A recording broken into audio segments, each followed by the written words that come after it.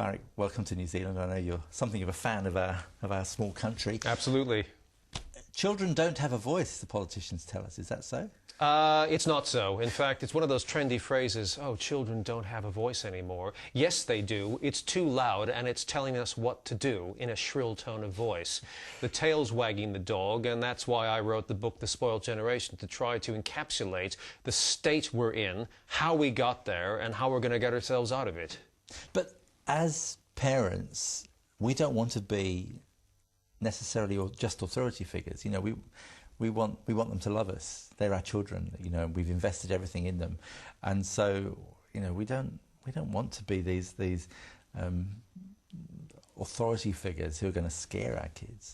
Well, I think this is where the main confusion has arisen, that people reacted to the 1950s where fathers were cold and remote and parents ordered their children what to do, who were seen and not heard, I understand.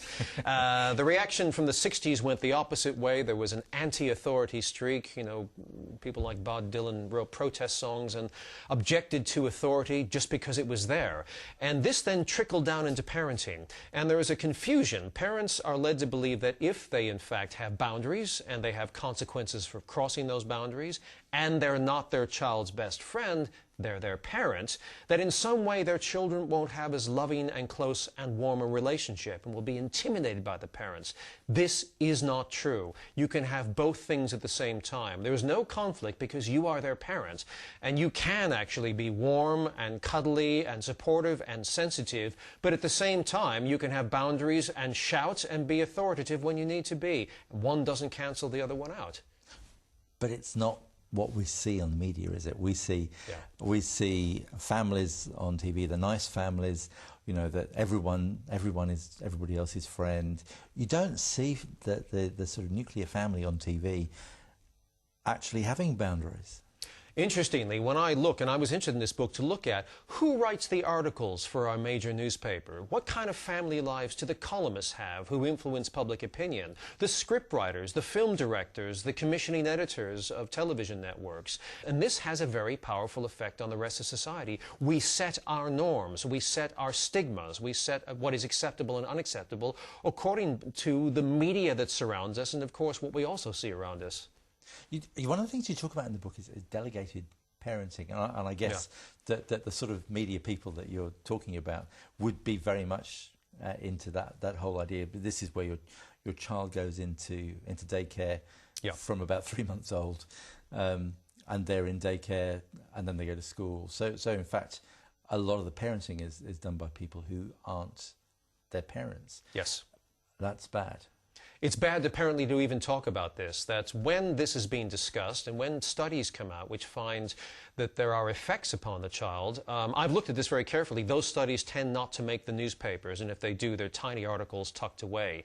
The reality is that this discussion is based upon whether mothers in particular are made to feel guilty. So the focus has been upon, let's talk about this in a way which prevents mothers and parents from feeling guilty. My view is very, very different. I'm terribly sorry. If you're a parent or if you're a mother, your guilt is less important than your child's well-being. And I'm sorry that that's uncomfortable. I'm sorry it's politically incorrect. It's not made to stigmatize you or to make you feel guilty, but we have to talk about our child's well-being, and it may involve talking about some uncomfortable studies and some uncomfortable things. It is hard, though, isn't it? And the way society is now. Indeed. If both parents aren't working, the financial consequences of having one parent who stays home are huge. They are, and I think there's a couple of things to consider. I'm not telling people that they can't put their children in daycare centers. What I'm saying is that there are some effects, and that there's a culture right now which doesn't respect stay-at-home mothers. And I'm afraid, instinctively we know, you can't say to mothers that there's no benefit for them spending time with their young children at home. It defies everything we know about biology, evolution, and common sense, which apparently doesn't enter this conversation anymore.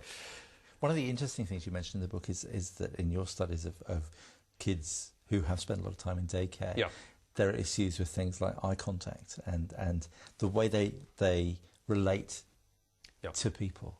One of the things that I noticed personally, without looking at studies, was that I spend a lot of time with children. I take children to school. I take other people's children to school. I do a lot of babysitting for other people's children. And I've talked to other parents about this, and we came to the conclusion that children who spent a lot of time in daycare, maybe because they were surrounded by so many faces, don't lock onto your face when you're talking to them. They seem to drift with eye contact more. They don't engage as easily. These are subtleties which I think go missing in studies, which look at how good are they at mathematics or reading when they're 7 years old. And those are fine, you know, for aspirational yuppie parents who are concerned about performance-related benefits. But I'm looking at the human landscape of how children are affected. That's one of the things I've found. One of the other things that studies have found is that children in daycare seem to be more aggressive. Not all of them, but there seems to be a tendency towards that. And that children who then go to school with them become more aggressive as a result. But the thing that concerns me most are at least 11 studies now which find that children in daycare have elevated higher levels of the stress hormone called cortisol. And that one study looked at the children when they were 15 years old, many years after they went to daycare, and those hormones were still abnormal, and this was linked to being less able to handle stress. It's thought that when children are very young, they can't handle too many faces and too many social interactions at the same time, and they need to have more one-to-one contact. When they don't have that, it raises stress and raises stress hormones, which do have health consequences.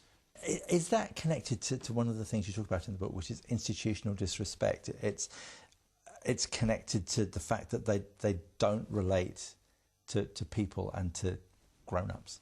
I think it is part of a picture which has resulted in a generation of children who, in real terms, it isn't my opinion, have greater disrespect for figures of authority. They have greater disrespect for their parents, and the most graphic example is that the level of parent battering and parent abuse has risen very sharply over the last 25 years. You end up with girls beating up their mothers and things like that. These are not even older girls. Violent attacks upon the police are occurring from children who are younger. And in Britain, for example, the rise in children ages 2 to 5, preschool children, throwing chairs at and swearing at their nursery carers has gone up and up and up. It seems to be endemic, and I think it's all part of one theme, that the tail is wagging the dog. So is it too late? Have we gone so far down this road that we can't come back?